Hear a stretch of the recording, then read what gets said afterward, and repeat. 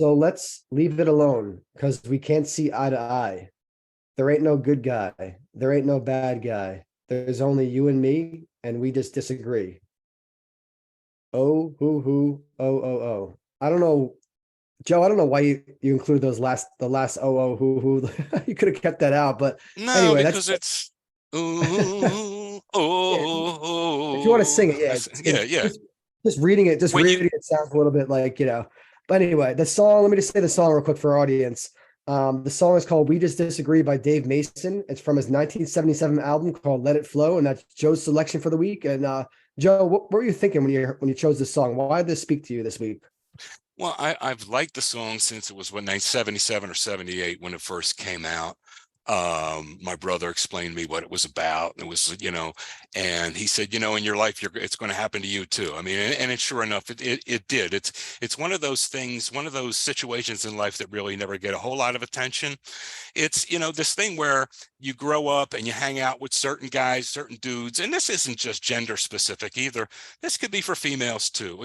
Your teenage years and even a little bit after high school, you run in certain circles and you have certain friends. And then it just kind of happens that life changes, people change, and people start to go their own separate ways. And it's like, you were just hanging out with this individual in this social circle, and then things change in life and so forth, and then you don't see them, and then maybe 5 years go by, 10 years go by, and you run into them somewhere, and you run into them and it's awkward.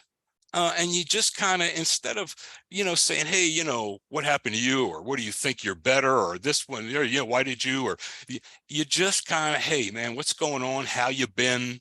I hope you're doing okay. You know, you go your way, I go my way. Let's leave it alone. Let's not even try that thing where, oh, we ought to do lunch sometime. Oh, really? When? Next? And because people say these things and they don't really mean them. Just come out and say, you know what? We used to hang out back in the day. Life changes. You kind of went your way. I went my way. We all did that. So let's leave it alone. There ain't no good guy here. There ain't no bad guy. There's just you and me, and we just disagree. We disagree on how we want to live our lives. You want to do X, Y, and Z, and I'd rather do A, B, C over here, and it's cool. That's kind of the macro version of it. Okay, let's leave it alone is you go your way, I'll go my way. It's cool though, bro. Neither one of us are better than the other. There's no right or wrong. There's no good guy, there's no bad guy. That kind of happens. That's the macro version. The micro version, Sean, is something that is different. It's sort of like in an existing friendship, you have a friendship with somebody and it's a good friendship. And like any friendship, you're going to have disagreements, you're going to have arguments. Sometimes you get a real knockdown, drag them out. But at the end of the day, maybe a day goes by, maybe a week goes by. You say, hey, man, you know what? I'm sorry. I could have said this a little differently. I should have maybe said that a little differently. When you said this, I should have listened better, this kind of a thing. So let's leave it alone. Not let's leave it alone as in the other one. Let's not, just let's leave it alone as in let's leave the friendship or the relationship alone. Let's leave this issue alone because we're never going to agree on it. We're still friends. We're still boys. We still hang out. Our friendship is the same, but let's leave it alone. This issue that we were arguing about, let's just push it away and realize that you and I may never see eye to eye on that one issue. Who the hell cares? Let's leave it alone. There's no good guy. There's no bad guy. There's just you and me, and we just disagree. I think it's a story. It really is a story of understanding, and it's a mature way to handle disagreements. Like I said, too, it's not gender specific. You could replace the word guy with lady or girl or whatever, because women go through the same kind of thing. They hang out in certain circles at certain ages, and then things happen, life changes, and this is just a mature way to deal with awkward, situations in that first macro version. And even in the micro version, it's like, you know what? We got a good friendship here. We got this one issue. Let's leave it alone. Let's go over here. Let's talk about the 98% of things that we agree on and forget this 2% over here. It's always been that way. I've always admired that approach. It's a more, and I'm not going to bring religion into it, but it's a more Christian, alternative than to fighting and quarreling and everything else. And it's a mature alternative, and to boot, it's a damn good song. If you just been listen to Dave Mason sing this thing, it's a damn good song. So Yeah. what brought it to my attention recently, I was sitting at a fast food restaurant and I saw a face that I hadn't seen in 25 years. It was just it was a dude that used to run in some of the circles I used to run in.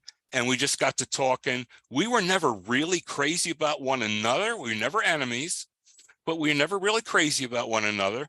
We had two social circles that kind of overlapped and we knew each other from that. And it was just like, yo, man, we did the little hand slap and the shoulder, the shoulder bump and, hey, man, how you doing, this and that, and wish you the best. That's kind of what prompted me to, and then I heard the song again and I'm like, oh, man, Dave Mason. So that's what it was. That's what it was. Nice. Yeah, I like the song. I never actually heard it till you told me. And I thought I consider myself a music aficionado, even with the classic rock. I could recognize songs pretty quickly, but this one escaped me. All the classic rock I listened to in the car, my parents' car growing up, that really just downloaded all those songs to my mind just as a child and wasn't even aware that I was, downloading classic rock and becoming a big classic rock fan. But I am. And this song really, I don't even know. If I heard it, it wasn't more than once, and I was singing it all week, the past couple of weeks since you told me about it. I'm walking around like, there ain't no good guy. There ain't no bad guy. There's only you, that type of thing. I can't really sing, obviously. Well, at the very end too, Sean, it's ooh, yeah. You included that part. That's why I put it in there. Yeah. Yeah. Reading that part was kind of like an unintentional humor, like just reading. Ooh, oh. It's like, you have to really sing that to understand it. That's one of those lyrics. You got to hear it. You got to hear them sing it. But it's cool. Good choice, man. I appreciate it. Thank you, sir. As far as recent events, I'm just going to speak to this because I just found out about this right now. Today, the Pentagon, they said they shot down an unidentified object at a high altitude over Alaska. Did you hear about that, Joe? I heard something about it. Yes. They don't know. They're not saying if it was a balloon or a drone. It fell over like the frozen Alaska Sea. They're not confirming exactly what it was, but it was shot down. It's crazy, all of a sudden, we're shooting down objects above our nation, roughly the size of a small car this time, not the size of 3 school buses. So I quickly wanted to mention that because I just was alerted to that, so that's interesting. Another object was shot down, but they're not sure if it was a Chinese spy balloon, but the only thing I heard. Yeah, the only thing I heard, Sean, about it, and I have to get more information to formulate an educated opinion about it. I just can't pop off. I have to get all the information. But one thing I did hear is that it could have posed a threat to commercial aircraft. So when I heard that, it was okay. At least it makes a little sense. But again, I have to get all the information before I start, So yeah. I don't know. I don't know. Did you happen to check out the State of the Union? Actually, I did not. I actually did not, and I did not. I know Joe's your guy, man. I'm surprised. Well, he is my guy. I just thought that he was walking into a hornet's nest, and I've seen so many of those things. I put something else on, and I figured I'll get the recap on CNN or something later of how he did, and it surprisingly did a lot better than I thought. I thought he was going to have a real tough time. I did, however, I was not disappointed in that there was some really coarse and vile, unprofessional opposition. I don't mind opposition. I don't mind opposition if it's professional and if it's well thought out and it's done with class. But of course, some of the, I'm not going to use any terms I shouldn't. Some of the opposition during his speech, which right there during the speech is a little, but again, I'm not even going to mention any names, but the people, the couple of 3-4 people that you would think would be the candidates to be very unprofessional, awkward, coarse, and to disrespect the moment. They didn't fail. They were the ones that I heard were popping off, but it doesn't, it doesn't surprise me. But that's it. Other than that, I don't know much about it. What happened? I didn't watch most of it, but I did tune in for a little bit. And what I really locked into was there was a silver object in front of the Speaker of the House, Kevin McCarthy. And every year, when I see the State of the Union or see clips from it, I see this silver object. So I got fascinated by the silver object. And I looked it up. It's an inkstand, and it's a coin silver inkstand. It's placed on the rostrum. I guess that's the desk that McCarthy is sitting at with the Vice President Kamala Harris. It's the oldest surviving artifact of the house and was made between 1810 and 1820.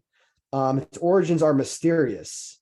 It's stamped with the mark of J. Leonard, a Washington silversmith and watchmaker. It's adorned on both sides by swags and eagles. Anyway, it also has snakes winding down them on the side, classic symbols of unity and wisdom. I just became fascinated. I was looking for something that was funny. I was like, okay, that's funny. What the hell is that random silver object in front of McCarthy?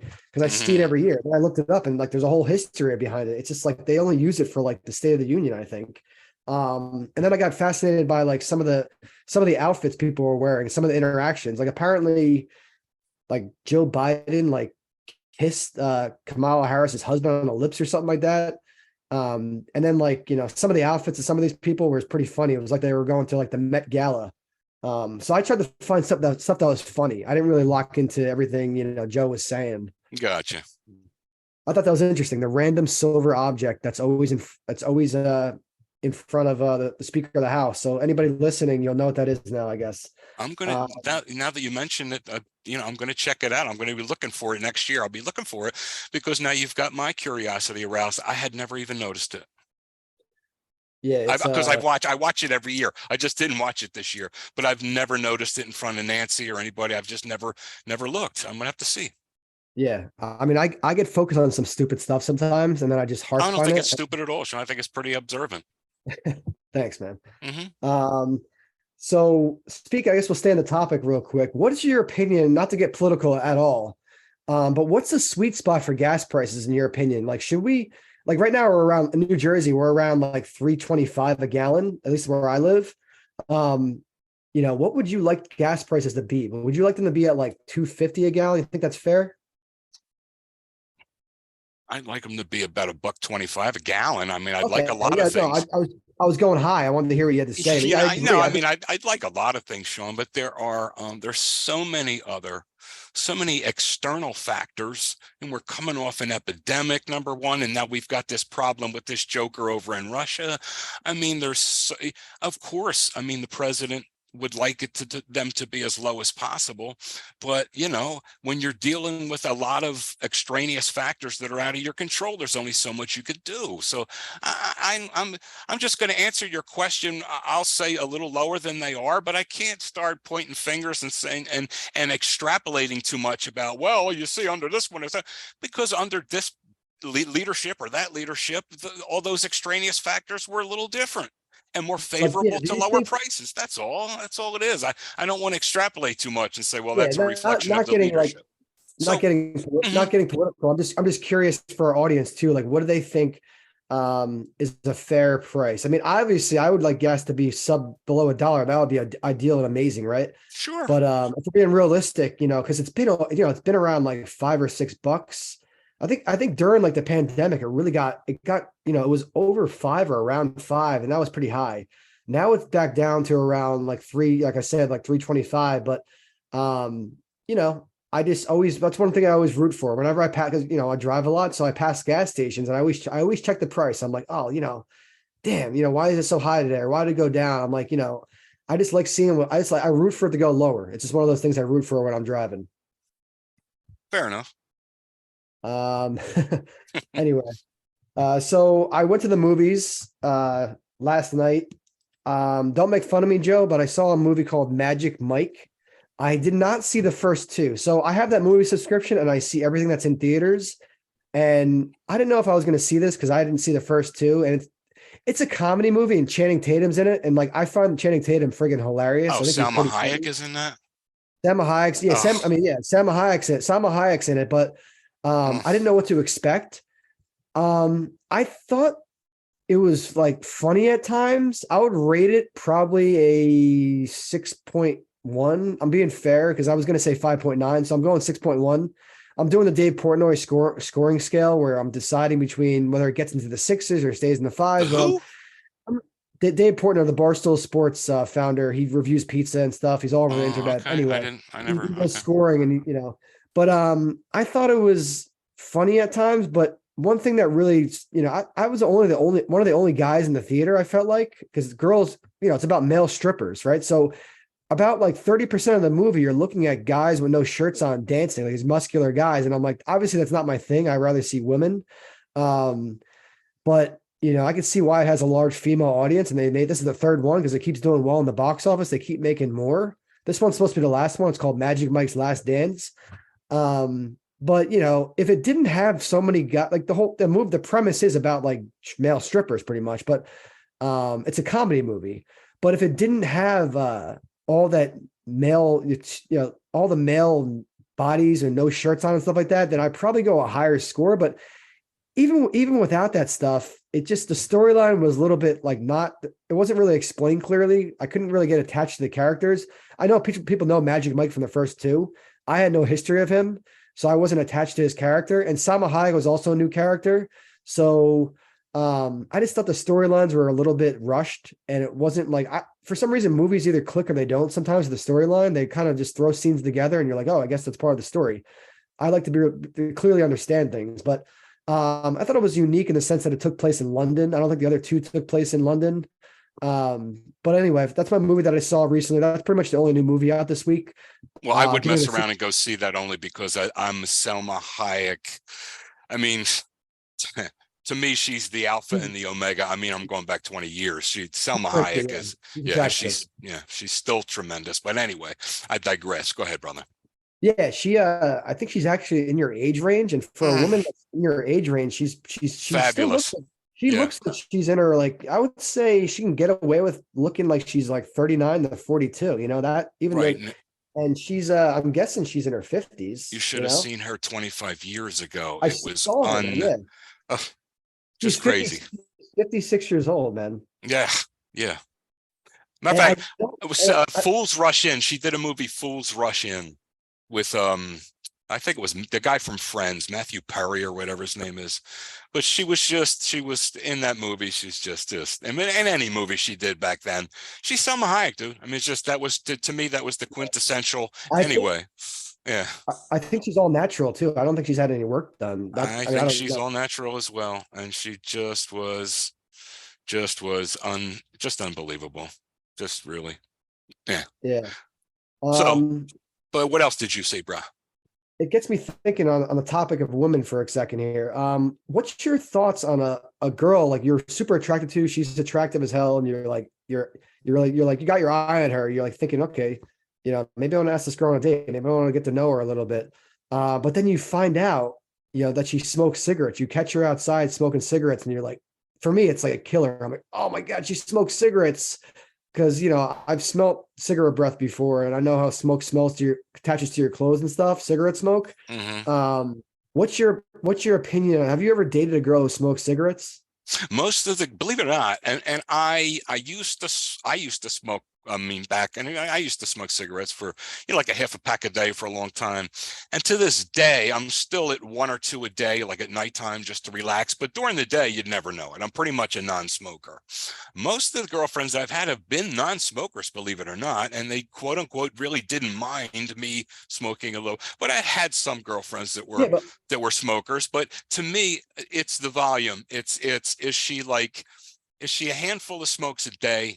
All right. Is she like lighting one up after the other? Then it would probably be something that I would probably be inclined to like stay away from. You know what I mean? It's happened to me several times where I'll be like, I'll start eyeing a girl. I'm like, man, she's got potential. She's attractive. Like, should I talk to her? And then I see her outside the bar or outside of work or outside wherever, outside a store, and she lights up a cigarette, and I'm totally just turned off. I'm like, oh, that's enough. That's not what I want in a girl. You know what I mean? Well, but it's the same thing. I just think it's like one of those things, because I'm obviously attracted to girls, and I'm thinking I don't want to smoke her, but it's also the same for us. Like, a girl sees us smoking cigarettes, because I thought I was cool in college. They had these bars that had these cigarette dispensing machines. And I bought like a couple packs of like Parliaments or like Newports or something like that. And I thought it was cool because I would be drinking at the bar and then I go outside and smoke some cigarettes. And I did it for like a couple weeks. I became a smoker for like a couple weeks. And I go outside on campus, outside the dorm, smoking cigarettes, thinking I'm cool. And now I look back at that, I'm cringing. I'm like, oh man, girls probably saw me smoking cigarettes and probably thought I was disgusting, you know? It's one of those weird things. And here's the thing too. Suppose you see a girl you really like and she's smoking a cigarette. So you talk to her a little bit. You find out a little bit more about her. Does she smoke 2 packs a day, or does she smoke about 5 or 6 cigarettes a day? That's A. B is, if you get to know her and you have a relationship with her, maybe you can be the catalyst for her to start knocking them down. You know what I mean? To start reducing them and so forth. So Yeah, it depends on the person. Think about that first kiss though, with the cigarette breath. She might have the cigarette breath, man. So you're kissing her. If you really dig her, you're kissing her. So it doesn't matter. You know what I mean? I don't, it's one of those things. Let's talk a little bit because we're on this, I guess, the topic of scents and smells and things like that. Do you use car air fresheners? No. So you just have the natural smell of your car. You let it air out. Everything's fine. Like you don't want any extra scent in there. Correct. Okay, because I use these Febreze car air fresheners. They're pretty good. They go right in your vent. You put it right in your vent, and they actually last for at least they're supposed to last 40 days, and they pretty much do. And they have some cool scents. I don't know. It's a cool thing sometimes because I have leather seats in my car. So when I first got my car, I had the nice new leather smell, but obviously that's kind of faded. And I go to the gym every day, so I'm sweating, and then I get sweat on my seats. So I need something in there to freshen the car out. So I was just curious, if you have car air fresheners. No, I've done it before at different times with different vehicles and everything else. But I've had the Jeep that I've had it for 10 years. I don't smoke in the vehicle either. As I mentioned to you before, if I do smoke now, it's 1 or 2, and it's at nighttime at home. I don't smoke in my vehicle. My vehicle smells really, really fresh still because I don't smoke, or I don't allow anyone to smoke in the vehicle. But what's sufficient to me is like every 3 months I go to the car wash and have them do an inside outside, and it stays relatively nice. So I don't force anything on it, and I'm cool with it. Yeah. Yeah. Quickly, I want to talk about one of my favorite shows just returned. Season 4 of Netflix. It's a show called You. YOU. I love this show. One of my favorite actors who will do one show, Penn Badgley. This dude is he's just a great actor. He's so underrated, and I'm glad that he got a role like he did in You. I think it started off on Lifetime, and eventually moved to Netflix, and it became a smash hit. It is awesome. He was also in a show called Gossip Girl, so he's kind of famous for that too.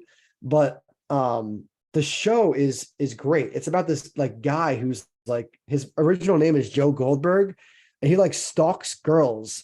But he the whole show as you're watching, he talks out loud. You hear his brain talking, not actually him speaking these thoughts out loud. You hear everything that he's thinking, and when he's talking about these girls and what he's doing. It's kind of creepy, obviously, but that's what makes it good TV. It's like this guy is kind of like obsessive, and he finds a girl that he's like obsessed with. And he just like locks in, and like, a lot of stuff happens in the show. I'll leave it at that, Joe, because you haven't seen it. I think you actually really like it. There's murder, there's drama, there's all sorts of stuff, and it's like relationships like you've never seen before. Because like before he meets a girl, he knows all about her. Like he's already followed her around and learned all about her. It's creepy. It's called You. The premise of the show is a dangerously charming, intensely obsessive young man goes to extreme measures to insert himself into the lives of those he is transfixed by. So it's like, people like this probably exist in society, but they're walking the earth. But the show is a fictional show, but you see what goes on in the mind of this like kind of crazy guy. But he presents himself as like a normal, he fools everyone. Right. But it's such an interesting show, and I'm so glad it's back, season 4. And I'm already 2 episodes in. I'm enjoying it. So anybody who watches the show, maybe I'll talk about it a little bit more in the future. Especially, Joe, if you start watching the show, maybe we'll talk about it a little bit, but I'm not telling you to watch it at all. But I think you would actually be like, wow, this is a pretty interesting show. So I'm happy. I will. I'll try. And I wanted to tell you about something I started watching. I can't believe I started watching it, but I started watching. I liked the damn thing. It's called The Marvelous Miss Maisel. Oh, dude, I love that show, man. Okay, I thought I was saying what am I? Because it's pretty cool. First of all, she's a very pretty, attractive, cute woman. Second of all, it's New York. It's in the 1950s and 60s. Some of the apartments and the buildings and the cars and Yep. everything, the atmosphere is really, really cool. And then her story's pretty neat, you know? It is. It's a great show. Rachel Brosnahan is the actress you're talking about, and Yes. it's a cool story. I don't know what episode you're on, but she basically has dreams of becoming a comedian, and I it's just it's finished back. season one. Yeah, it's back. It's back in like I think it's like the 50s Late Manhattan. 50s, yeah, early Yeah, 60s, and yeah, Manhattan. so there's not a lot of female comedians, and then she has a husband, and they're a Jewish family, and it's frowned upon. Her husband's like, why do you want to be a comedian? What do you want to embarrass me? So she deals with all this stuff from her husband, and she has to battle being a female comedian in the 50s. It's And really her interesting. parents, the dynamics there. Oh, it's really good. It's really Yeah, fantastic. I'm proud that I didn't even recommend that show to you, and I'm proud that you found it because I do love that show. Yeah, I can't wait to start season two. So Great show, man. it's cool. I never thought in a million years, but I thought, wow, that's pretty neat. You're right about the period. Like they did so well. Like it makes you believe that it's actually taking place in like the 50s and 60s. It's pretty interesting. Yeah, yeah. So that's I'm pretty always cool. amazed at that when shows can do that. Because I'm thinking, okay, they had to buy a crap load of old cars, and they had to Yeah, get the background right. They had all the scenery all the scenery in the background, yeah, making you believe it's really that time period is amazing. yeah. And you know what else, Sean? I talk about new shows and trying new shows. That new one you told me that the guy from anyway, it's called Shrinking or something like that. Yeah. Jason Segel and Harrison Ford. Yep. I watched the first three episodes. As a matter of fact, later tonight I may peep the next episode should be out by it should be today. But I watched those first three episodes and I like it. I like this It's show. good. Yeah.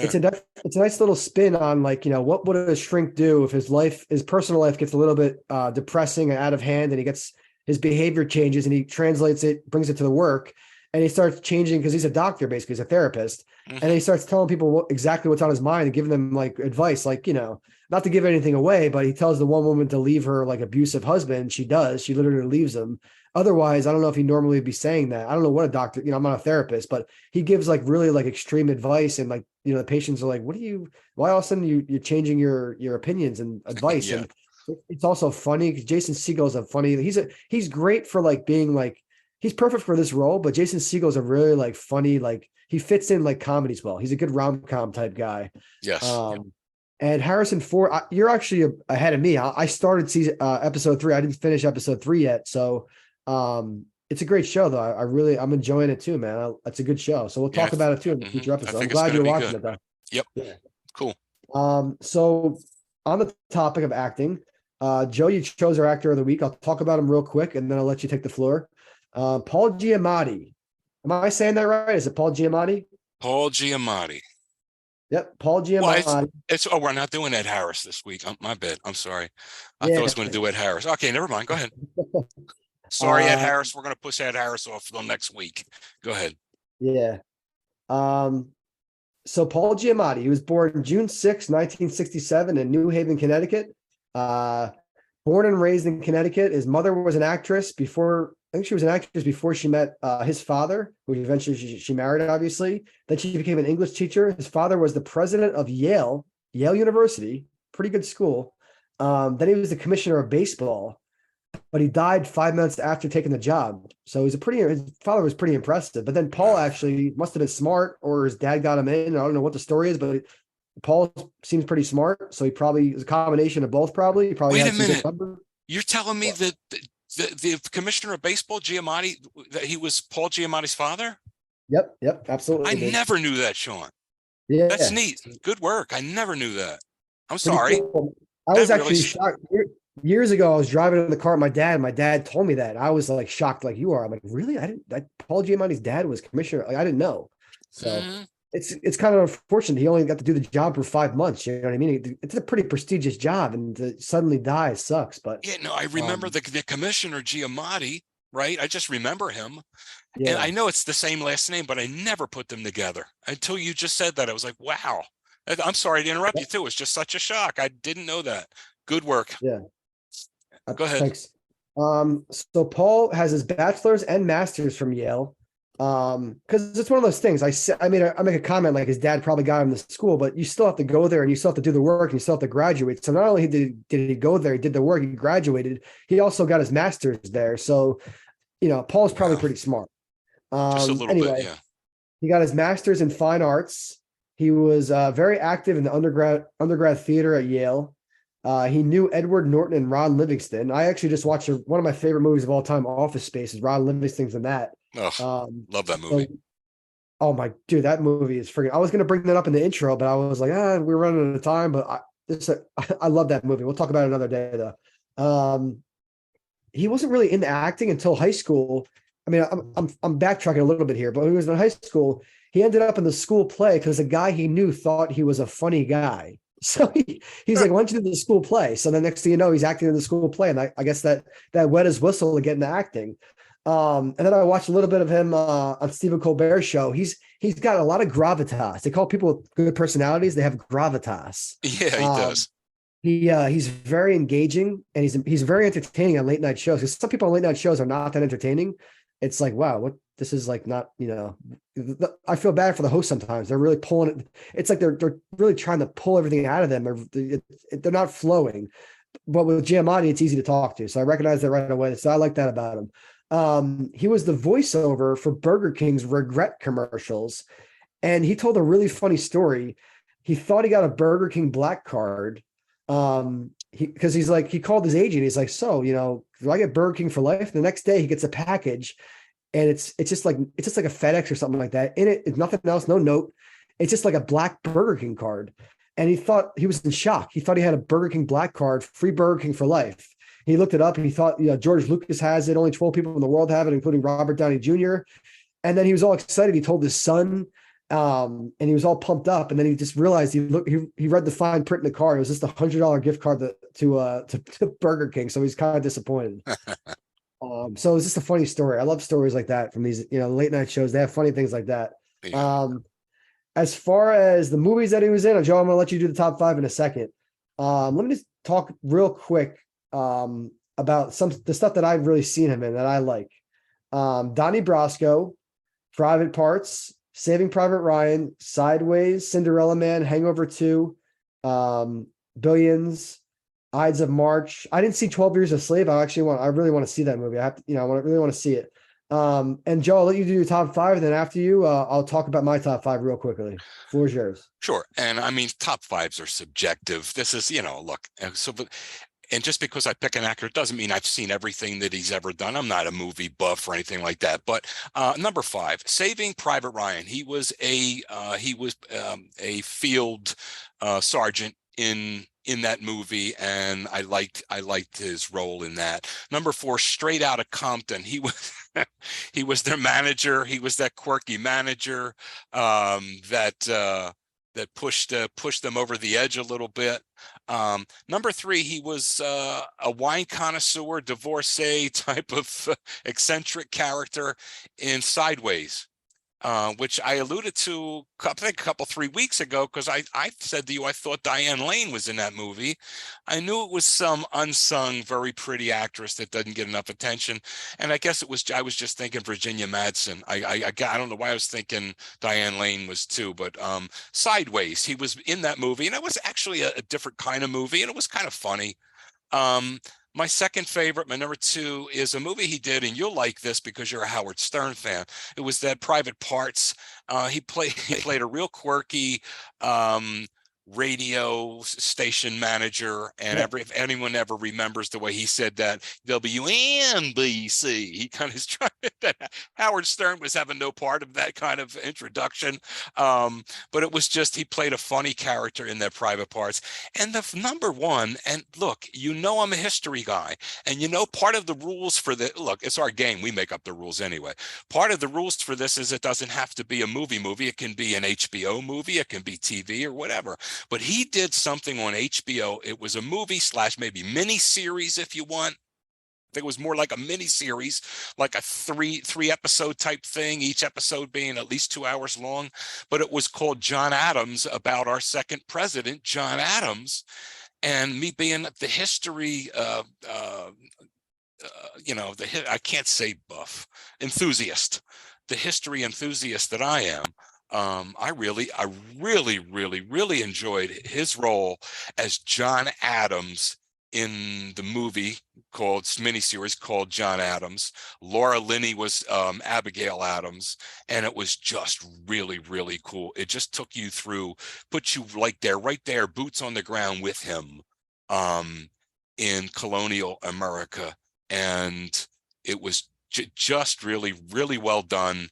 And he was that kind of a guy too. John Adams was just that kind of a guy in personality and in stature, from everything I've learned about him. So they couldn't have had a better candidate to play John Adams. But so I'll go over one more time. 5 was Saving Private Ryan. 4, Straight Outta Compton. 3, Sideways. 2, Private Parts. 1, John Adams.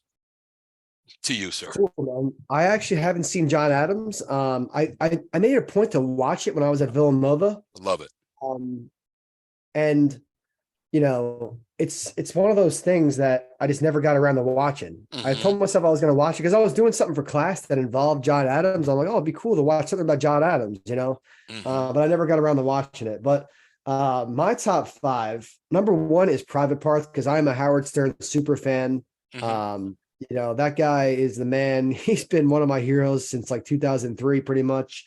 You listen to the guy so much, you feel like you know him. I mean, I listen to the show religiously, and he says in the movie, he's like a fungus. He just grows on you. He grows on you, and I always think, whenever I think about Howard Stern, because I listen to it constantly, all week. There's 3 shows a week now, but I listen to pretty much all 12 hours, and it's true. It's like he really is like a fungus. Like once he gets in your head and you start listening, it's tough not to listen to him. He says it in the movie, and his nickname for Giamatti in the movie is Kenny. He plays, Giamatti's character is Kenny Rushton, but his nickname is Pig Vomit. Howard Stern gives him the nickname Pig Vomit. Yeah. And this is actually Paul Giamatti's first high profile role. Because he was born in 67, but it wasn't until 97, about when he was 30 years old, that he got his first like breakout role. And it was Private Parts. It was a Howard Stern movie. And there's one scene where Giamatti's in the office and they're talking about Stern, and Giamatti says, if they hate him, why do they listen? And the guy he's talking to says, most common answer, I want to see what he'll say next. Because they're people who like him listen for an hour a day, but people who hate Howard Stern listen for like 2 or 3 hours a day. Yeah. So the people who hate him the most are listening more, because they want to hear what he says next. So Giamatti got really upset because he really hated Stern in that movie, and they hated each other. Giamatti was talking about how he researched the role because he was on the Stern show. I think he was on around like 2010, if I'm correct, around that time. He said he didn't really research the role that much, or even know what the guy looked like, or even know what, Kenny Rushton, like it was based on a real guy, but he didn't know what to expect. All he did for the audition, because he didn't have a lot of acting experience. He had he said he used the term, he used a stupid Southern accent. So I think now we're politically correct and we're kind of like in the cancel culture. I don't think we could say stupid Southern accent. So what he would probably say now is he had a Southern accent to train for the role. And then the other actor, Stern praised him. Stern said other actors working around Giamatti said working with Paul was easy. He makes it easy for you. So that was one thing that stuck out, because sometimes working with different actors, and I've heard this a lot in Hollywood, some actors are really difficult to work with. They're really divas and they're tough to work with. It sounds like Giamatti was humble. It was his first big role and he was easy to work with. So I respect that about him. Cool. So that's number 1. Private Parts is number 1. Number 2, I'm going with Hangover 2. I love the Hangover franchise. There's 3 of them. They're funny as hell. He was in that. Number 3 is a show he's in called Billions. Show is so amazing. It's so well written, so witty, so clever. He plays a pretty interesting character. He plays a kind of like a lawyer who is trying to take down this guy named Bobby Axelrod, and Giamatti is a thorn in his side, and he really wants to just this guy's a big hedge fund guy and he's super rich and he's just breaking laws and stuff. And Giamatti really wants to take him down. So it's kind of like a cat and mouse type game throughout that show. So he's in that. Number 4, I'm Sideways, which Joe, you mentioned. Mm-hmm. The scene where they're golfing is so funny. They're golfing And you know, when you're golfing and the people are supposed to wait their turn, you're on a hole and they're supposed to wait for you to be done with your hole before they start hitting. Right. So they're at a hole. I guess Giamatti's going too slow. These guys behind him, this threesome, they start hitting golf balls, you know, on the same hole that Giamatti's on. And Giamatti's like, that effer hit into us. And you know, Giamatti's very animated. That's one cool thing about his acting skills. He's very animated. You know, he's very like, you know, so Giamatti turns towards those guys instead of trying to, you know, complete his hole. And he starts whacking golf balls directly at the guys who are cutting into him. And then and it's so funny. And then Thomas Hayden Church, another cool actor, he runs the guys, because the guys in the golf cart, after Giamatti starts hitting the golf balls at them, they take their golf cart and start storming towards Giamatti and Hayden Church. And Hayden Church starts running towards them like a madman, like screaming on top of his lungs with a golf club, swinging a golf club, and scares them away. So really classic scene. Then number 5, I was going to go the Truman Show, because the Truman Show is a fascinating movie with Jim Carrey. But I'm going to go Saving Private Ryan, because it's such a legendary movie, right? Yeah. So yeah, that's my top 5. Giamatti is an awesome actor. Like I said, he's very animated. He's very unique, because let's be honest, he's not a supermodel. He's not even, you know, a lot of people wouldn't even call him like attractive objectively, right? No, And it's Hollywood, to do with his looks. It's not, and that's there's what I'm saying. That's the point I'm getting to. His talent, and the roles he can play, and the range he can play these roles, have carried him to a different level of acting. Because you know, you have to have the look in Hollywood. You have to be somewhat attractive. And Giamatti, I have to find interviews where he admits it, but I think he would be the first to admit that, you know, he's not the most attractive guy. Let's be honest. Well, I think in Hollywood, I think you're right, but I think in Hollywood, you have to have a microcosm of society. So you have to have, you know, looks never hurt, but you also have to have people who are moderately attractive, and then you have to have people who, let's face it, aren't that attractive at all, because in society, that's what you have. You have to have people that look, you know, like he does as a guy. You have to have,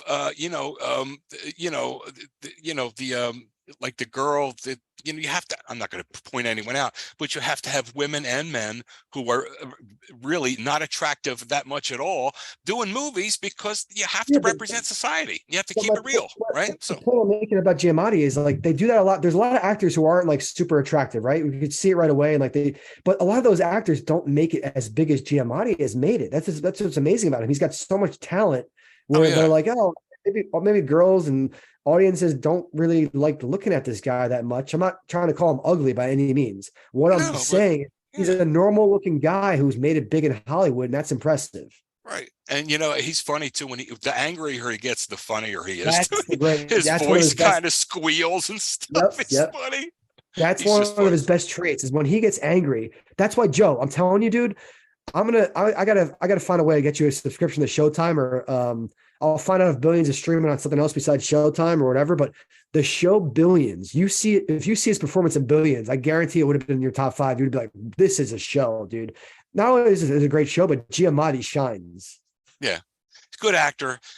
He's kind of unique, which I like, you know, and he's got one of those voices to me that you can have your eyes closed and you hear that voice and you can recognize him right away. He's just a good, he fits the bill. He checks all our boxes. So I'm glad we did that. Yeah, I'm happy you chose him. Because he really goes under the radar. But it's funny, I was watching some of the videos of Giamatti on YouTube, like his interviews and some of the movie scenes. And people in the comments are like, can Paul Giamatti please be in every movie? Like, people really love the guy. Like, they want him in everything. So he's a beloved actor, it sounds like, you know? Yeah. As far as Snapple Fact, Joe, you chose Snapple Fact number 110. Frogs never drink. The reason is that because frogs absorb water through their skin in an area called the drinking patch. It's done by a process popularly known as osmosis. The skin is semi-permeable membrane through which water solvent passes, but it could also be dangerous because they can get poison in their skin, harmful toxins and chemicals, because their skin is like osmosis and it's permeable. And they actually have the ability to take in water directly from a humid environment, even without direct contact with water, which is interesting. However, they can perish in extremely hot environments. So that could be dangerous because they always need water. So they have to be around water or near water to survive. And if you have a frog, you should completely avoid tap water for a frog because tap water can kill them. It can have chlorine in it. Best to go for natural water. Wow. It's interesting. Adult frogs can actually live up to 16 months without food. So they really do depend on water for more than anything else in survival. They don't even need food for 16 months. So your water helps them with feeding, respiration, reproduction.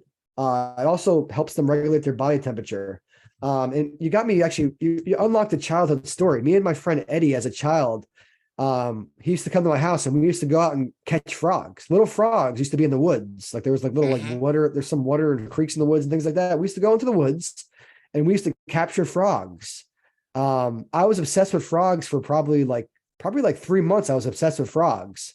And then that faded in the past, but there was 3 months there where like me and Eddie were really catching those frogs, and my mom was Right. getting pissed off at me. She's like, "Why do you keep bringing home frogs?" And we had to go to the pet store, and she had to buy me a nice little cage for the frog or this little plastic thing to put the frogs in, to take care of them.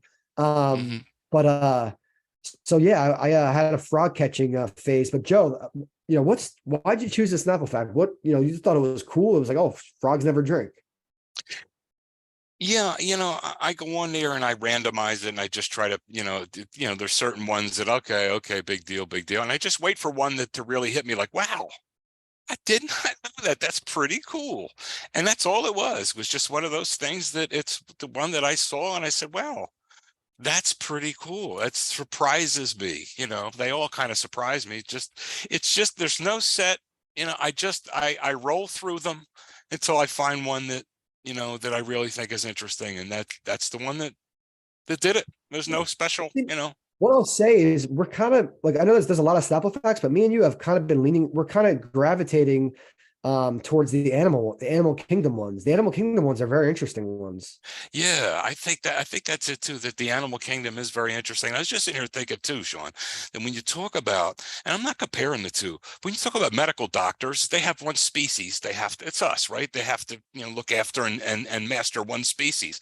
And you talk about veterinarians, the differences in these creatures between like a dog and a parrot, or a fish and a snake, or a frog, and the differences in their makeup and their anatomy and physiology. It's amazing. Now obviously the stakes are higher when you're a doctor, but doctors deal with one species, whereas veterinarians deal with all of the others. It's just amazing to me how much you have to know to be a Yeah, you got me veterinarian. thinking.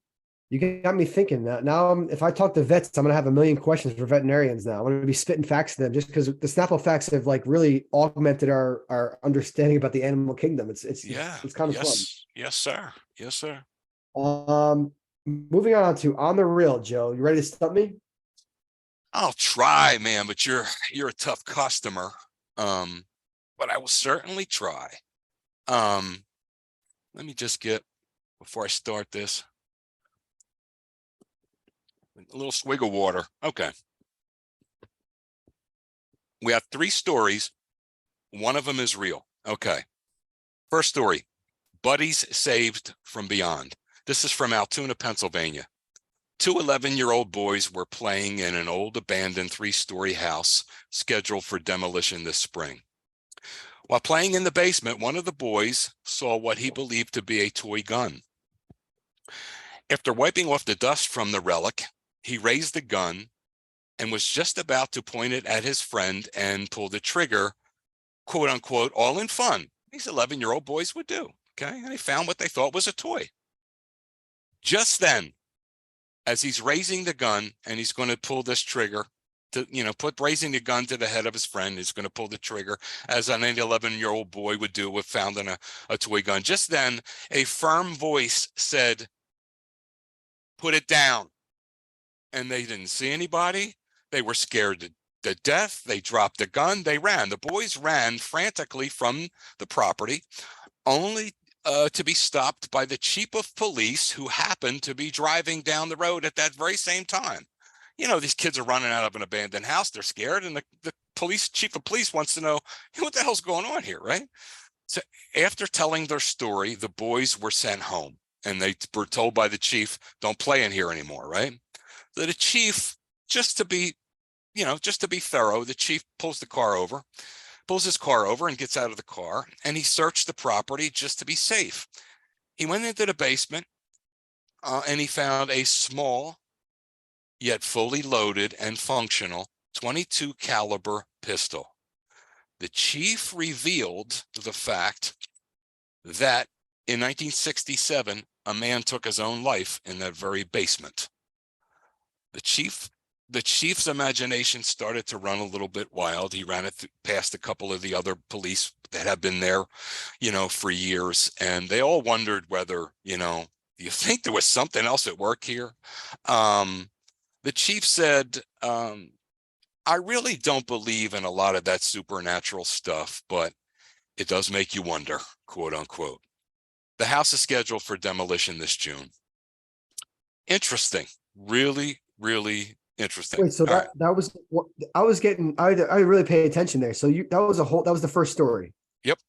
Wow, that you're really putting. If you made that up, you're putting quite the effort, dude. We're not. That's not. We're not. It's. I'm just telling you the story. Did you get that one? Not being funny, would you? I had to take some notes on that, bro. Oh well, okay. That's the first story. Second story. You ready? Yeah. Daycare drug ring, Akron, Ohio. One Melissa Sofield and Jonathan Fisk faced decades in prison if found guilty. Cocaine, heroin, and methamphetamine were being smuggled in and out of the First Steps Daycare Center just outside of Akron, Ohio. The drugs were placed very covertly in the backpacks of the unknowing toddlers. Some of the buyers were parents and other family members of the kids. The kids would arrive with money in their backpacks and would leave with drugs insane. The kids were being used as drug mules without knowing it. The daycare has been shut down pending further investigation. Just when you think you've heard the lowest of the low. Anyway, that's Akron, Ohio? Just outside of Akron, Ohio. Yep. Okay. Now, the last one. We're going to venture overseas now. Sewer repair workers uncover ancient Roman sculpture. Okay. Sewer repair workers in Italy uncovered an ancient Roman statue while doing demolition on old sewer pipes. Okay. Now, when you do demolition in areas like, ancient Rome or Greece or Egypt or somewhere like that, when you're doing that kind of work, you have to have an archaeologist with you just to make sure you don't disturb anything or do anything. Okay. So that was the scenario here.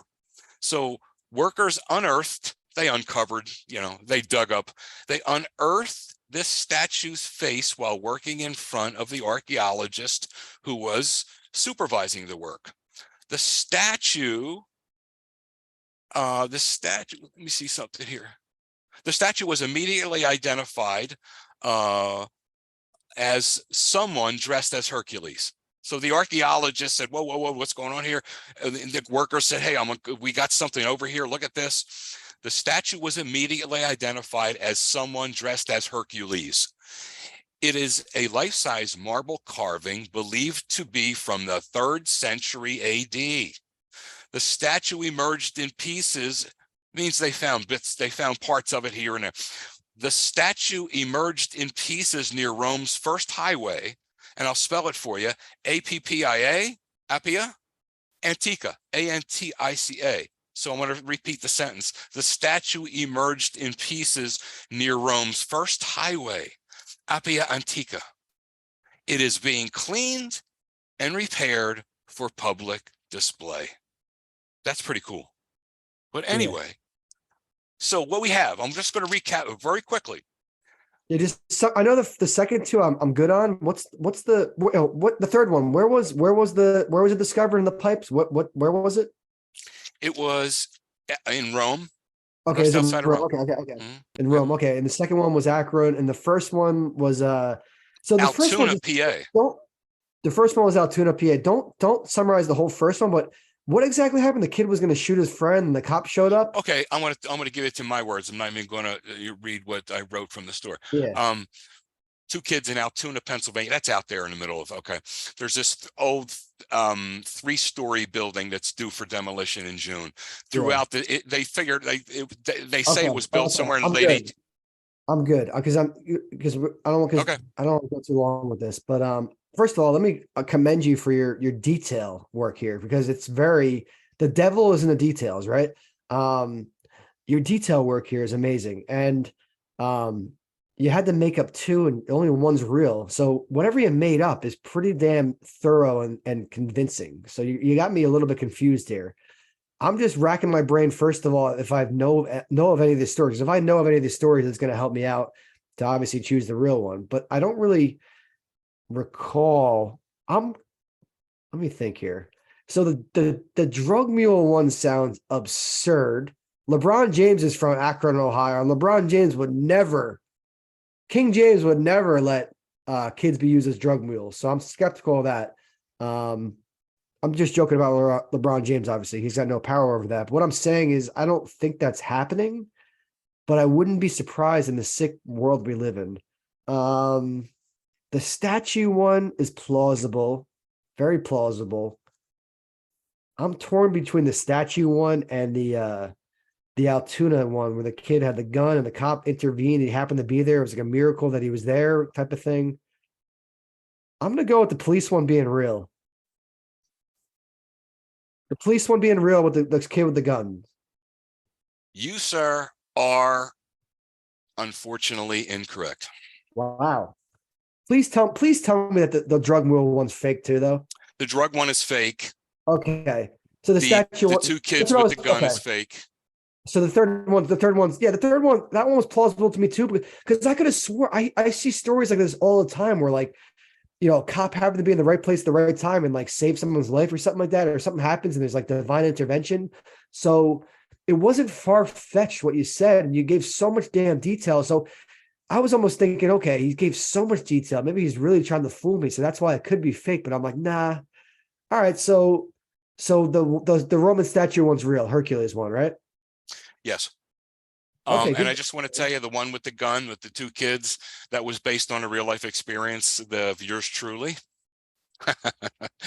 I thought I've heard similar types. I don't know if you told me that before, but it's still. Can I tell you real quickly the story? What? I'm going to tell you real quickly the story, the real story of what happened to me.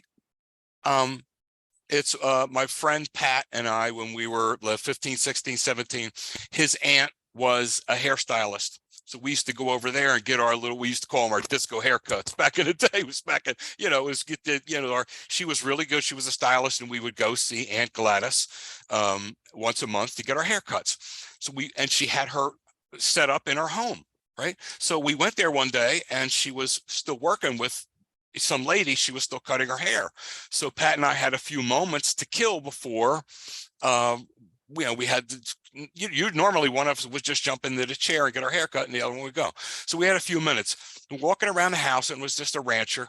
We walked into the bedroom, and on the bureau was this, it looked like a little cap gun, like a little toy, and really did. So I picked it up and I put it to his head, and I was going to pull the trigger out of just being funny. But I thought, nah, it's a little bit over the top. I'm not going to actually pull the trigger. But I went boom like that, and we laughed, and I put it down. He picks up the gun a second later, does the same to me, thought about pulling the trigger, but didn't pull the trigger. And we both laughed about it and this and that, and we thought nothing of it. A couple of weeks later, when he told Aunt Gladys about what happened with the toy gun, she said, what? She says, guys, because she was talking to Pat and his couple of brothers that were there. She goes, guys, don't ever do that. She says, I live alone. I get afraid for my safety. That's a real gun, and it's fully loaded. So Patrick and or myself could have that day made a terrible, terrible mistake. We were right there on it. And I don't know why. Our better angels were looking after us, but that could have been a heartbreaking day. Wow. And that's the truth. So my instincts were right that it was a real story, but it just wasn't a news story and just a personal experience of yours. So, I get credit, kind of, You do, Sean, but you missed a critical, and maybe I didn't say it. Maybe I didn't spend I was enough trying to lock in and focus, but I was just like, man, this is going on and on. the one critical thing that I should have done a better job of getting across was these two kids were in the basement of this old broken down building. They find this rusty gun. One of them's getting ready to go up and pull the trigger because he thinks it's a toy, and they hear a voice. They hear a voice say, "Put it down." Oh, and so they the don't voice. see anybody. Okay. So the voice, the whole thing with that voice, was that a ghost? Was that a ghost of the guy that killed himself in that basement looking after him? Who knows? Yeah, I don't. Yeah. That I added in, but you're getting really good at this storytelling stuff. I like it. Maybe you and I should go into the short story writing thing. Maybe what the hell, we ought to let it go. I mean, hey, if there's an audience, maybe we'll do it. Yeah. No, we should mess around with something like that. Anyway, that's that. One thing I wanted to tell you that, well, maybe, I don't know, we could keep going like this, or maybe we just write the headline and you guess the headline. That's something we'll talk about on our own time. I don't know. Yeah, it's easier. It's easier to write a headline. I know what you mean, but some of these friggin' stories, it's like, it's kind of fun making stuff up sometimes, right? It is. It's time consuming, but it challenges your imagination, so it is kind of cool. Yeah, we'll leave it alone. Okay. Quickly, we'll do Alex Murdaugh and Bryan Kohberger update. I'm going to ask you: is it Murdaugh or is it Murdoch? That's I wanted to ask you because I've heard it both ways.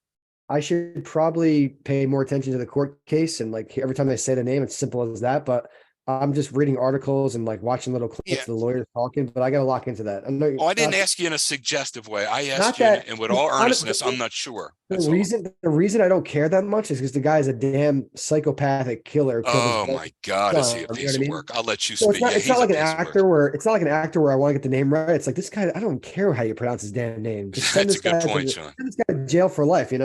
Oh, anyway, real reptile. Quick update. Bryan Kohberger allegedly was fired from his position as a teaching assistant at Washington State University. That's kind of, I didn't know that he was fired from his position.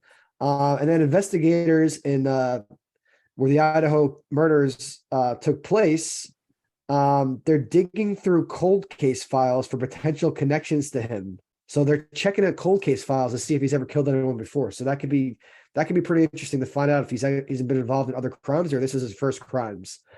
And some people believe that Kohberger left the brown leather sheath intentionally to point blame towards someone in the military because the knife sheath said Kabar, Ka-hyphen bar, and USMC for, I think, military, the Marine Corps, obviously.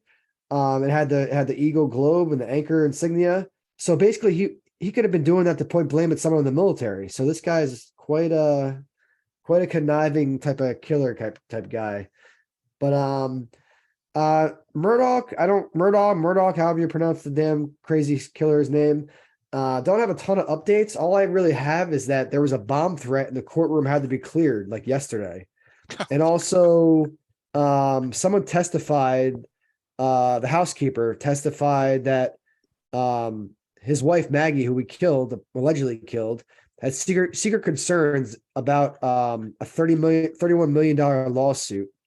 And there's something about like a shirt and a collar. Because he was ready to walk out of the house, and his wife said to him, "Alex, hold on, your collar's sticking up." It's important because it's the same color, but not necessarily the same shirt that Murdaugh was later seen in the day on a Snapchat video with Paul. So never saw the shirt again. The housekeeper never saw that shirt again. So I don't know. There's something going on with the shirt and the collar, and there's a bomb threat. That's the updates I have for the case. But moving on to our current event. This one is really disturbing to me, and it's really upsetting, but we got to talk about it. The article's from New York Times, but it's all over the news, not just in the New York Times.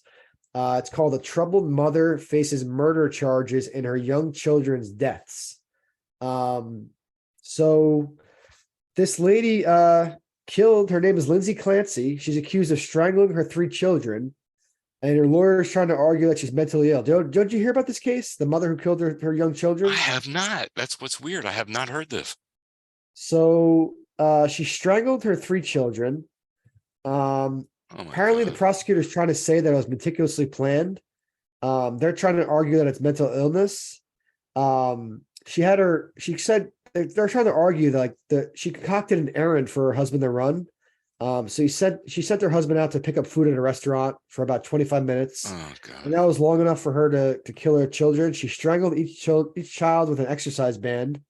Um, and it would only require holding each of them down for at least 4 minutes. And there's three children, so that'll take about 12 minutes. Oh my And God. then she leapt from a second story window, and that it fractured her spine. So she tried to kill herself right after it happened, and then she survived, so she's alive. So she's on trial. So she said she heard a voice that night. She said she had a moment of psychosis, and the voice told her to kill her kids and herself because it was her last chance. And the defense is trying to argue that she repeatedly sought help for postpartum depression. She was prescribed 13 psychiatric medications in a 4-month period, but she kept having suicidal thoughts, and it culminated in a break, obviously, on January 24th. The thing about it, which doesn't make a lot of sense, it's not in her character to want to kill her kids because she was a labor and delivery nurse. She was known as a generous friend, doting mother, no criminal record, no history of abusing her children. The ages of the children were 5, 3, and a baby. So there's a lot of women who deal with postpartum depression. They go through psychosis. So they're trying to the defense is trying to argue mental illness, postpartum psychosis. Prosecutors are trying to say that she's a very calculated killer. She planned this. She had her husband run an errand. And apparently on January 5th, 3 weeks before the killings, she was released from a 5-day inpatient stay in McLean Hospital, a psychiatric hospital. And she was released because apparently she didn't pose a threat to herself or others. But she did post a lot on social media. She left a trailer of family snapshots and updates on her mental health. One post, she talks about adverse reaction to Zoloft. That's an antidepressant. She said she had extreme insomnia and a lack of appetite, so she stopped taking it. So that's key. She stopped taking her Zoloft. So she was on a cocktail of drugs for psychosis, antidepressants, benzodiazepines, where that word is, the long word, benzodiazepines, whatever it is, mood stabilizers. Benzodiazepam. Yeah. Yeah, you're right. Right on, dude. Mhm. She took Ambien for sleep. And her husband even said a week before she killed the kids, he said he went to the doctor and he asked the doctor for help. She said, please, you're turning her into a zombie, because a lot of people take these medicines and they really do turn to zombies. They're not themselves. So yeah, postpartum psychosis is very plausible, because for a mother who was a nurse and a doting mother to suddenly want to kill her children, and she said that she heard a voice telling her to do it, which is really scary. I got news for anybody. If you ever hear a voice telling you to do something, especially something very dangerous like killing someone, just know you shouldn't do it. Even though you're hearing this quote unquote voice, just don't listen to any of those voices. And get help immediately. Get help immediately if you hear voices. Exactly. But she said there was it's not unusual for doctors and family members to miss signs of postpartum psychosis in high functioning women. So they might think she's acting normal and stuff, but they could miss signs of it. But yeah, it's just a very sad story. Really, really sad. Yeah. And this happens all the time. Mothers kill their babies, and postpartum psychosis is a real thing. And it's a big reason why it happens. I'd have to learn more too about postpartum. I've heard about postpartum depression and postpartum. And let me ask you this: did she have any other psychiatric problems whatsoever? Any kind of history before this postpartum thing?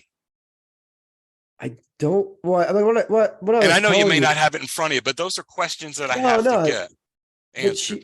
Well, she had been seeing the doctor and she was on 13 different medications, dude. So obviously it was going on, you Oh, know? I thought that was after the postpartum thing. I'm Oh just curious no, as no, because she had a baby, so I don't know how postpartum. I have to look into how far postpartum lasts, but she was on the medicines and all that stuff. So, I don't know if she. That's what it doesn't say in this, at least in this New York Times article, if she had been diagnosed before postpartum with any mental illness. Right? that's a big question mark that I would have Yeah, to, because I guess you're asking me how I feel about this, and I don't really, I feel heartbroken every time I hear stuff like this. I really do.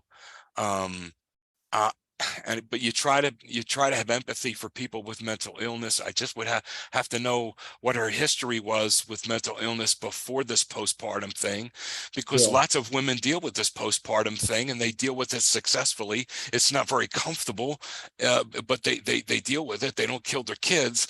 But what was her history before this? Was she absolutely, there are a lot of questions there. I think I'm going to stay away from it. I just pray for the souls of those kids. Now, here's something else too.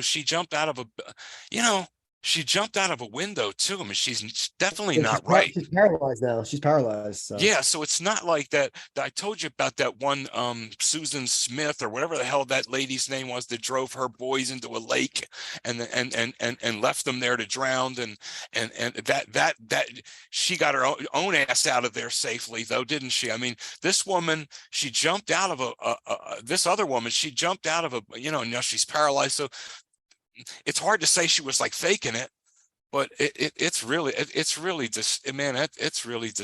I just pray for the souls of those three babies, man. That's all. yeah, this took place in Duxbury, Massachusetts. For anyone curious where this took place. Mm. But apparently there's been statements from the defense and her husband and 50 family members and friends and colleagues. They testified for her character.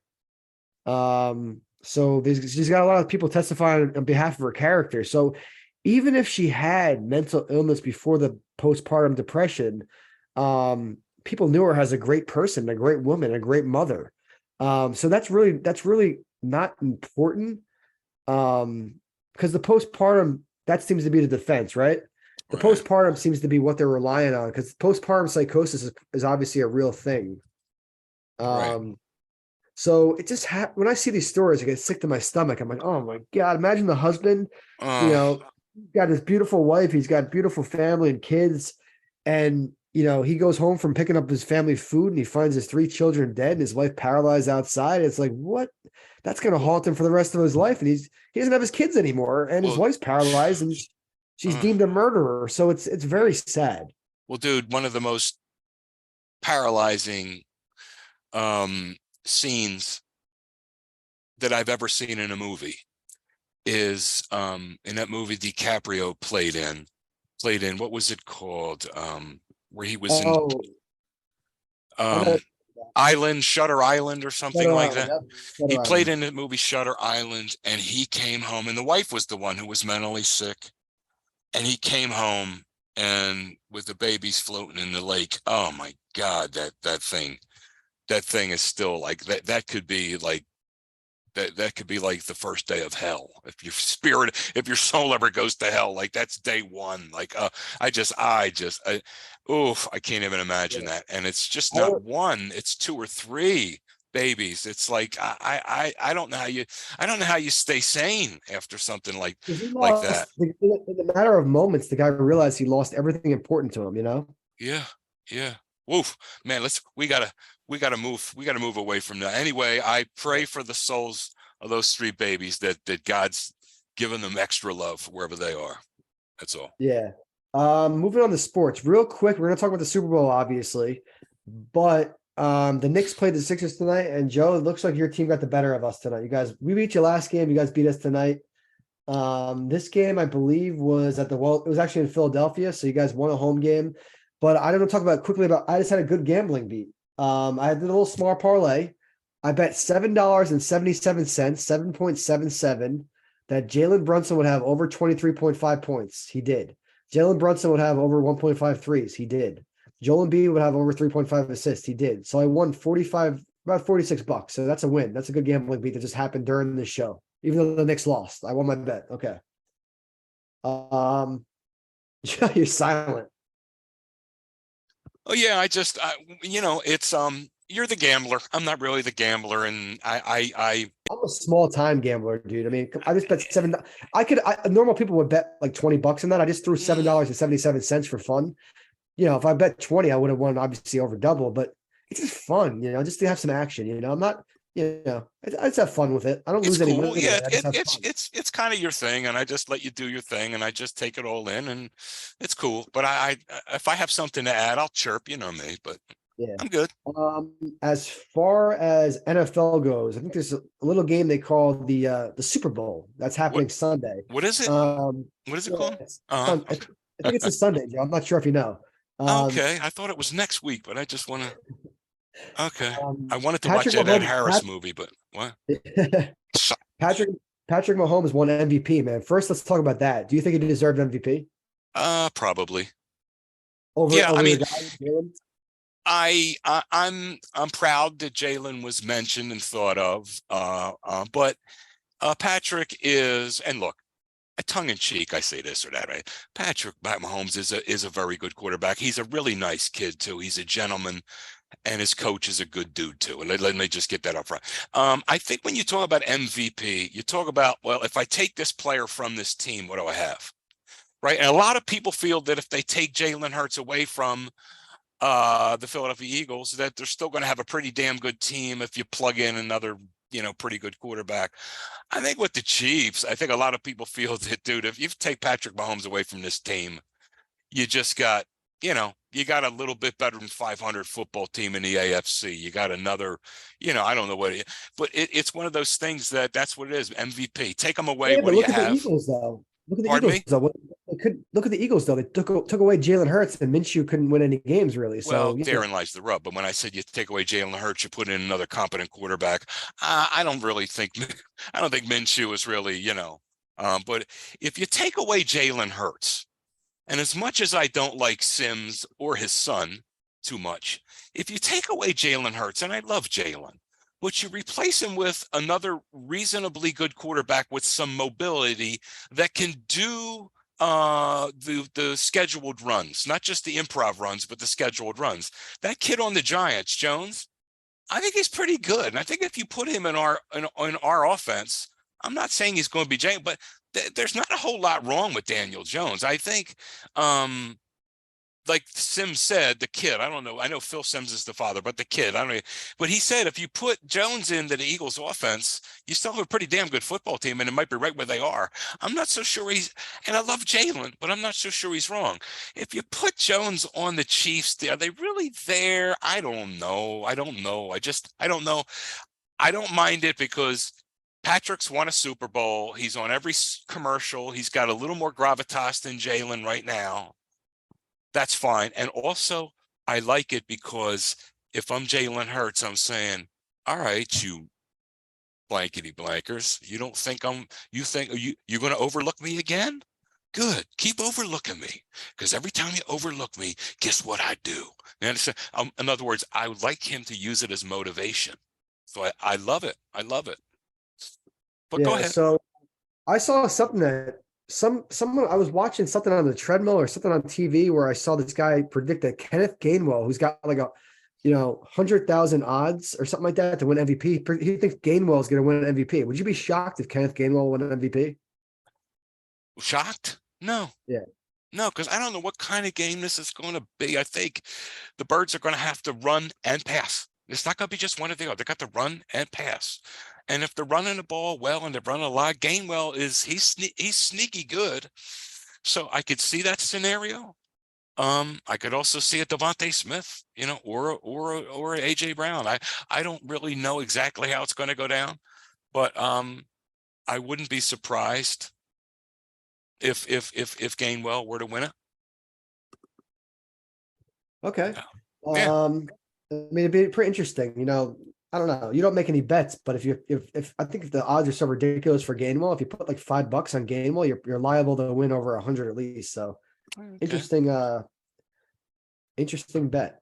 But as far as the let's talk about we'll talk about the game in a second, but there's some funny prop bets, dude. You know, people are betting on the length of the national anthem. The over under for the length of the national anthem is 124.5 seconds. So it's about 2 minutes and 4 seconds. If it goes over 2 minutes and 4 seconds, then you win if you took the over. If it goes under, you took the under, you win that. There's a bet you could bet on the coin toss. You got a 50-50 shot in the coin toss. You could Rihanna, the beautiful, lovely singer, Rihanna is the halftime performer. She's gorgeous. Mhm. You could bet on the amount of songs that she plays. I think the over under is like 8.5 songs. Color of the Gatorade you could bet on. Which brand will be the first commercial. But I'm thinking, can't some of this stuff be fixed? Like, can't someone find out what color the Gatorade will be? Can't Yeah, someone find out? Can't yeah. someone attend a rehearsal of the national anthem? Can't some obviously they can't predict the coin toss, but can't someone attend Rihanna's rehearsal and know how many songs she's going to play? Like some of these prop bets amaze me because like a lot of people could find out inside information about them. True. I agree. I agree. That's probably why I wouldn't mess around and bet on too much of that stuff. I wouldn't bet Yeah, on anything really. It's just not my thing. But if I were to bet, I would probably stay away from things like that for those reasons. yeah. As far as the Eagles Chiefs matchup goes, dude, I think I read something interesting. I think the Eagles should run the ball, man. They've been tested this year and they've had 10 games against top 15 run defenses, and they rank number 2 when going against top 15 run defenses. Yeah. They're number 1 in expected points added per play. It's at plus 0.12. The average, and think about this, the average in NFL on their run plays is negative 0.07. The Eagles are at plus 0.12. The second ranked team is plus 0.03. So the Eagles are dominating running the ball versus good run defenses. Their success rate is 50%. The average in the NFL is 37. So they're a hell of a running team, dude. I think it might be boring to watch a lot of runs, but I think the Eagles could run all over the Chiefs. However, the Chiefs are not great at defending passes from an 11 personnel. When a team has one running back and one tight end, that's the 11 personnel. The Hmm. Eagles use that a lot, the third highest of any team in the league. So the Eagles could also pass. So I really think, they're only favored by 1.5 points, but I really think the Eagles I'm probably going to bet in the Eagles, I'll be honest. But one thing I'm thinking is like a lot of the public money is on the Eagles. So, a lot of public money is in the Eagles, and the sports books have a lot of money to make if the Eagles lose. Not saying the game is fixed at all. However, the sports books know a lot of information. They're really good with their computers. So just be very careful if you're betting heavy on the Eagles. I do think they're going to win. What I'm saying is just be careful if you're betting really heavy on the Eagles.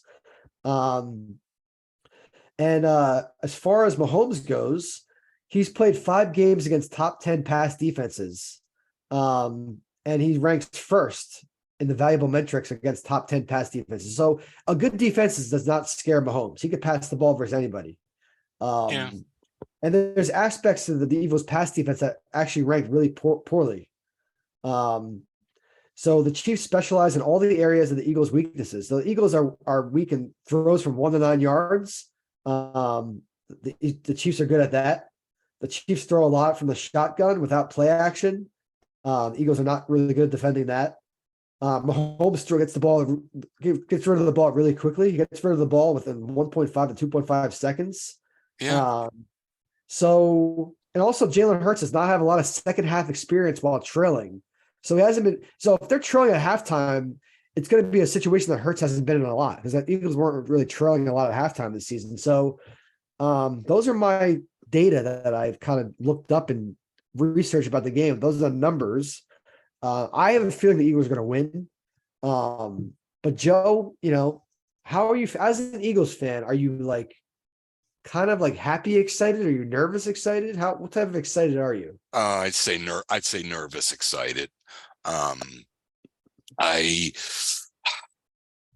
listen, a lot of respect for Patrick Mahomes, a lot of respect for Andy Reid. That being said, I think we have the tools we need to beat this team. You look at the the trenches. You look at the offensive line. I think like you alluded to, I mean, we can run the ball. We can run the ball against the San Francisco 49ers. We run the ball against every team that could, quote unquote, these guys are, they're no joke. You can't run against and we run the ball against them, because if we stay with it, we've got some killers. We've got some stone cold killers up there. I mean, just, you got Mailata on one side, and you've got my boy Lane Johnson on the other side. Everybody across that line is really big, strong, and good at what they do, and they just are. And throughout football history, you go back and look at Washington Redskins, your Cowboys of the early '90s. Those guys were legendary. Those were maulers, 2-A, and those guys, and Allen.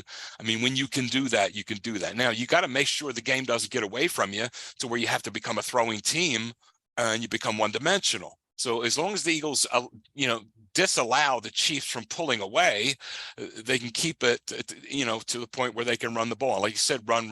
What I'd like to see them do is get up early by 10, 14 points. This is wishful thinking, but get up early by 10, 14 points. And then it's just going to be, I'm going to run this thing because that's what we do.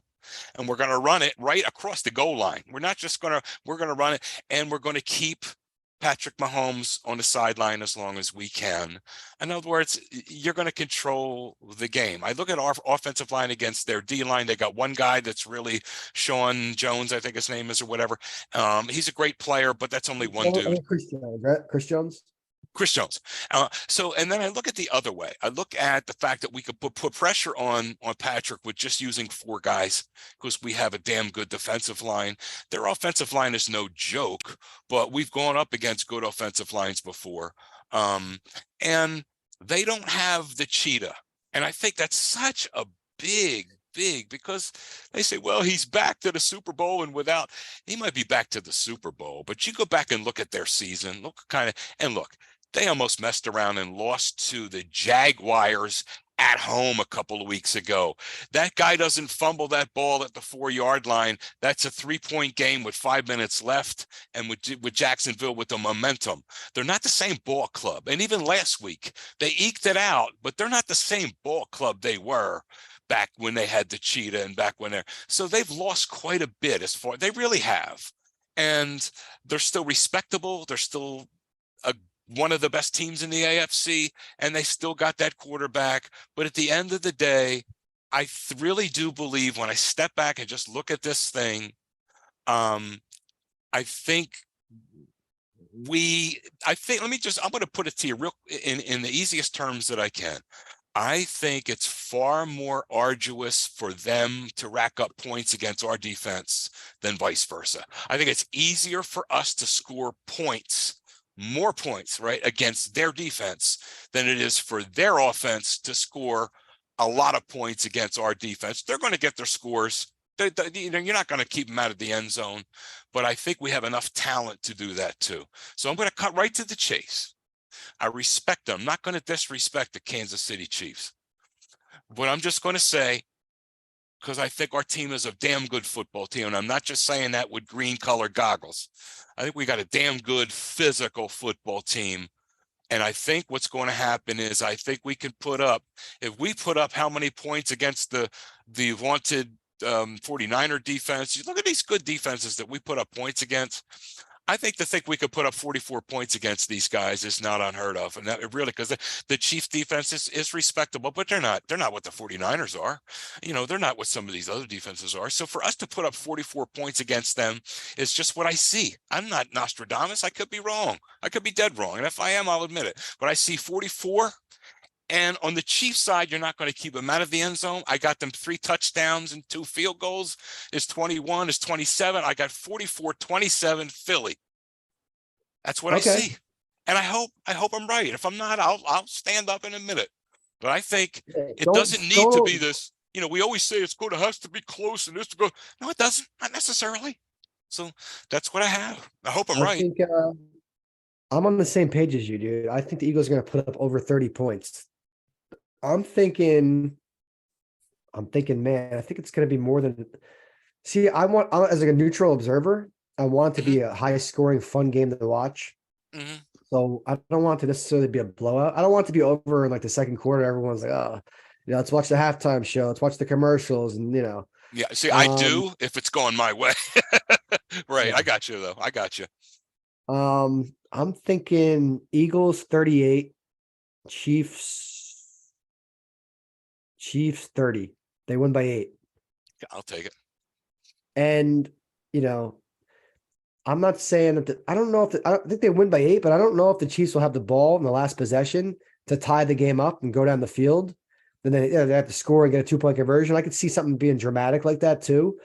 I think it's going to be comfortable. I think the Eagles will be up like 38 to like 23, and then Hmm. the Chiefs will score another touchdown. It'll be 38 to 30, and that'll be the score of the game. So that's mine. I'm 38-30. You're 44-27. Hmm. Both And go this high is, scores, and we're way above. If you really believe that, dude, you should. I'm not saying the bet, but the over is only 51 points. well, the only So thing I hope. if both teams combined score over 51 points, you win. So it's very tempting. But also, we're not football Nostradamus experts here. We're just guys throwing, our opinions out there. So take it with a grain of salt. Right. But the over is 51. But what I So don't want to see, Sean, is if it is a close game, if it's a close game and it's coming down to the wire, what I don't want to see is another total horse shit call made to benefit the more popular team, the more popular Patrick and Andy Reid. Will give him the call. I've seen it so many frickin' times that I hope there's some separation in the score, because if it's a tight game and there's a bullshit call to be made, I know who it's going to favor. So that's another reason why I'm hoping that there's some separation. I also yeah. feel that it's feasible, like I just told you. I think it's very feasible. I see a scenario in which there could be that kind of a separation between these two ball clubs. Go back and look at the seasons they had, the teams they played, the losses they took, and so forth and so on. Okay, the Chiefs aren't what they were. Still respectable. I still got a lot of respect for them, but they are not what they were even 2 years ago, bruh. So Yeah, and that's it. the post game show. We'll do a show Monday night, most likely. Um, can you talk about? We're going to talk a little. We'll have Super Bowl memories on Monday show. We'll have a little segment with the Super Bowl memories, maybe. Probably we'll have that. Just right now, let me ask you, what is your favorite Super Bowl memory of all time? Just to give people a little preview for next show. Favorite Super Bowl memory of all time. That's a damn It's a damn good question. Now, and aside from, well, when we won it, when we finally won it, that kind of a thing, I'm going to say excluding that, right? Excluding the Eagles winning it. Like aside from that, we ought to make that a little parenthesized thing. If you can't be your home, team, whatever. But what sticks out, You can if you want. You could choose the Eagles. That's a perfectly fine memory because your team won. yeah. Um, okay, then I will. The I think the best thing, obviously I could say, well, the Hail Mary that Tom Brady threw up that we didn't, when it hit the ground, we won. But I think if you go back before that, when Brandon Graham stripped that ball from Brady because they were getting ready, they were down by 5, the Patriots were, and you knew it. I felt it in my gut. Here comes the coup de grace. And I've seen this movie before. I know how it ends. And Lord, please let us get something here. And Brandon comes through and he strips that ball away, and Barnett jumps on it, the rookie, and we get it. And then when we stick that field goal, and it's 8 points, now it's like, damn, there's like 4 minutes left, 3 minutes left, and we got these jokers down by 8. Even if they come down and score, which they probably won't do, but even if they do, then they got to do a 2-point conversion. They got to convert. And then even if they do that, then the worst case scenario is we're going to go to overtime. That was such a relief when they got that fumble and then they stuck it through the uprights to go up by 8. I'm like, wow, I'll never forget that. I'll never forget that. Um, And let that me was ask you real quick. mhm. What do you already know what you're eating on Super Bowl Sunday? What are you gonna be munching on during the game? I'm just going to try to take that attitude like players should on the Eagles and everything. This is just just another game. Don't make anything crazy or another game and this and that. So I've got some of my homemade sauerkraut that I made a batch last week. I kept half for this Sunday, and I'm going to put some of those nice Hebrew National bratwurst on hot dog rolls, and then just with a lot of mustard and a lot of kraut, and maybe some macaroni and cheese to go with it, and some apple turnovers for dessert. I get these Pepperidge Farm. You get them in the freezer section. Pepperidge Farm apple turnovers. My mother used to make them all the time, and they're just so much better than just going out and buying them. They're just crispier and nicer. But the Pepperidge Farm, you get a package of 4. You put them in the oven for 20 minutes. You let them sit, sprinkle some powdered sugar on them, and they're just so damn good. So it's really a decadent dessert that's like easy to make, and I love them. So yeah, so I'm going to go bratwurst with kraut and mustard and some macaroni and cheese, and for dessert I'll eat all 4 of the damn turnovers, and that's it. But that's adequate. That's a nice Sunday, football Sunday. I'm not going to make it any more than it should be, right? Yep. And as far as quickly, we're going to end the show, unless you have something else to say about the Eagles game, Joe. But Knicks just acquired Josh Hart. Josh Hart was instrumental in the 2016 Villanova National Championship team. He is reunited with Jalen Brunson. Jalen Brunson and him were teammates, obviously, at Villanova.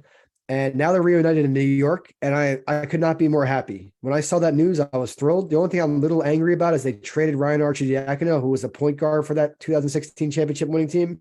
So all 3 of them are kind of like best friends. They're really close. So I'm looking forward to Hart and Brunson playing together in New York. But hopefully the Blazers can waive Arcidiacono and the Knicks can quickly re-sign Arch, because he's a great locker room guy. He's a natural born leader. He's tough as nails. I think having him in the locker room and around the Knicks would be great. And one thing I'd like to shout out to the Knicks is Villanova they played DePaul Wednesday night. We won the game, but we retired Jalen Brunson's jersey. It's like his retirement ceremony. We honored Jay Wright, Coach Jay Wright. But the whole entire New York Knicks team came to support Jalen Brunson. The whole entire New York Knicks team, including some coaches and stuff, were in the crowd at Villanova at the Pavilion, where I saw a lot of Villanova games as a student there. So I think that's pretty cool that the whole Knicks team came to support their teammate. That was pretty damn impressive. I'm happy about that. Yeah. So that's that. As far as the show goes, the show after the Super Bowl, we'll know who won the game. And Joe, the floor is yours. I'm just a soul whose intentions are good. Oh Lord, please don't let me be misunderstood. Good night. Take care.